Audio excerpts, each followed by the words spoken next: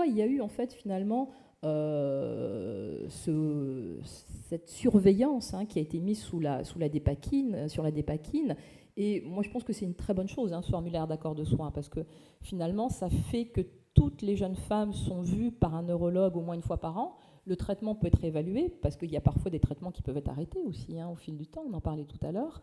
Et puis, ça permet de donner une information, et de discuter aussi du projet de grossesse à venir. Donc, ce n'est pas liberticide, c'est une bonne chose. Et ça a été fait parce que donc, les registres de grossesse, et vous voyez ici, c'est en fait une publication qui est sortie en 2015, il y a un an et demi. Et ici, vous avez le registre européen, ici, vous avez le registre anglais, et ici, vous avez le registre nord-américain. Ici, vous avez valproate, c'est la dépakine, et ici, vous avez les doses. Et ici, vous avez le nombre de patientes qui ont été enregistrées dans ces registres et avec lesquelles donc, on a sorti des données.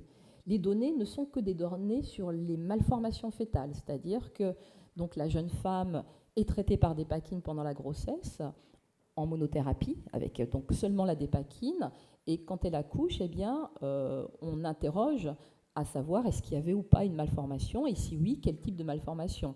Mineure, c'est-à-dire il manque une phalange, un petit doigt, c'est embêtant, mais ça ne va pas empêcher d'avoir une vie normale, ou des malformations beaucoup plus embêtantes, cardiaques, neurologiques, etc. Et donc, tous les registres s'accordent à dire que globalement, sur des doses élevées de dépakine, vous voyez ici au-delà de 1,5 g, le risque de malformation est très élevé, puisque vous voyez que là, on est à 24% de malformation. Je vous rappelle que dans la population générale, c'est-à-dire les jeunes femmes qui ne sont pas malades, qui ne prennent pas de traitement, quel qu'il soit, le risque de malformation est de 3,5%. Donc il n'y a pas de risque zéro, ça c'est la première chose à dire. C'est-à-dire que toute femme enceinte peut avoir un enfant malformé, malheureusement. Mais là, bien entendu, quand on voit des chiffres de 24%, c'est bien augmenté. Mais vous notez quand même qu'en dessous de 700-500 mg, les chiffres ils sont à 4%, 5%, versus 3,5% dans la population générale.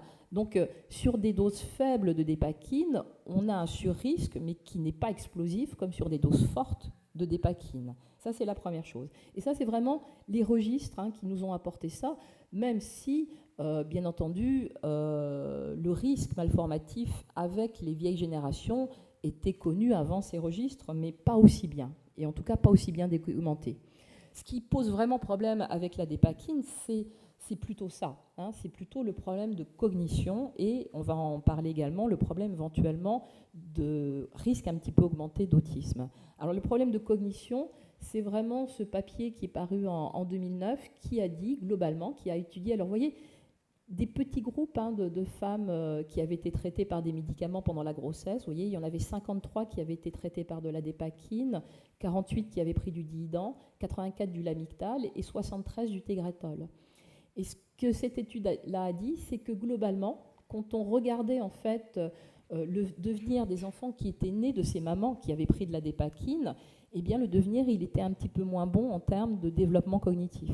Globalement, pour faire court, il y avait 10 points de QI en moins par rapport aux enfants nés de mères ayant pris ces autres médicaments. Donc, c'était... alors, bien entendu, 10 points de QI en moins, ce n'est pas forcément ce qui va impacter énormément les choses, mais ça peut être un petit tournant dans des études, dans une scolarité, etc. Donc, ça peut quand même jouer.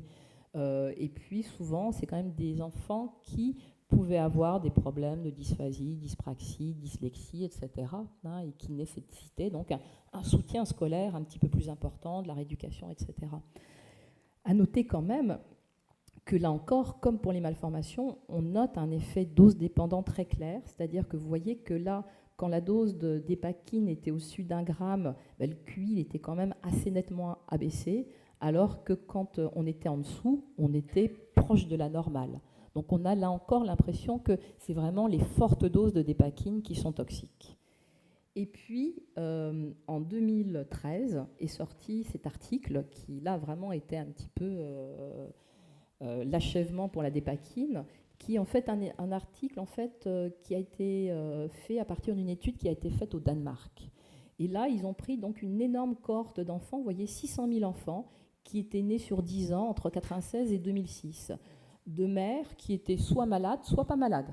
Il y avait vraiment toutes les femmes danoises qui ont eu un enfant entre 1996 et 2006. Et là, en fait, ils ont identifié donc 508 enfants qui étaient nés de mamans qui étaient sous dépakine au moment de la grossesse. Et ce qu'ils ont très clairement montré avec cette étude, c'est qu'il y avait plus de troubles du spectre autistique chez les enfants qui étaient nés de mamans qui avaient pris de la dépakine pendant la grossesse et plus d'autisme. Alors les troubles du spectre autistique, c'est c'est des problèmes relationnels, des problèmes de concentration assez forts, de comportement. Et puis l'autisme, vous savez tout ce que c'est. Et donc là, vous voyez que dans les enfants dont les mamans avaient pris de la dépakine, il y en avait 2,5% qui souffraient d'autisme versus 0,5% dans la cohorte globale, puisqu'on est là encore. Il y a un risque d'autisme chez tout à chacun. Voilà.